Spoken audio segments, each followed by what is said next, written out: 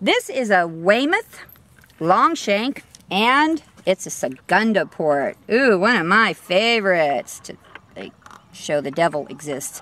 This is actually a fairly wide Segunda. It's a little wider than most Western ones, and either it was made to be a little bit nicer or somebody ground that down. It's hard to tell at this point because it's an older bit.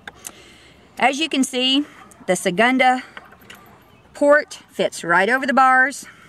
Anytime this bit rotates, those points suck the tongue up in there, come right down on these bars right at the formoso. So we're going to attach our lip. It's not going to get a whole lot of upper stretch. Now, if you've seen the videos of the lifter bits, this shows you the difference in a shank that comes directly below the cannons. You can see that the mouthpiece is not picking up as much in the mouth as it does with the lifter bit. There is pull pressure, it's moving forward. We've got our 2-finger curb here. This bit's going along, and these bits are ridden two-handed for saddle seat. Well, the shank's too long, I actually can't move it on the tongue. But if I pull it, it's going to move both sides of the bit, and you can see that that point's going right into the tongue there. It's also hitting these upper bars. If I take his upper palate out, ugh, that sounded gross.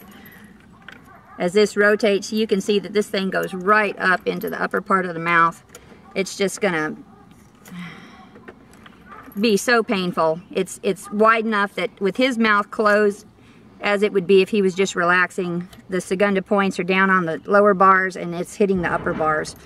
If you look through here, this is a very, very thin membrane. This is the actual bone. It's just like paper, and that's covered by the palate. And so any port hitting into that could do severe damage, and then of course up into the sinus cavity. If we look at it from above, I'm going to stretch his mouth out just a little bit.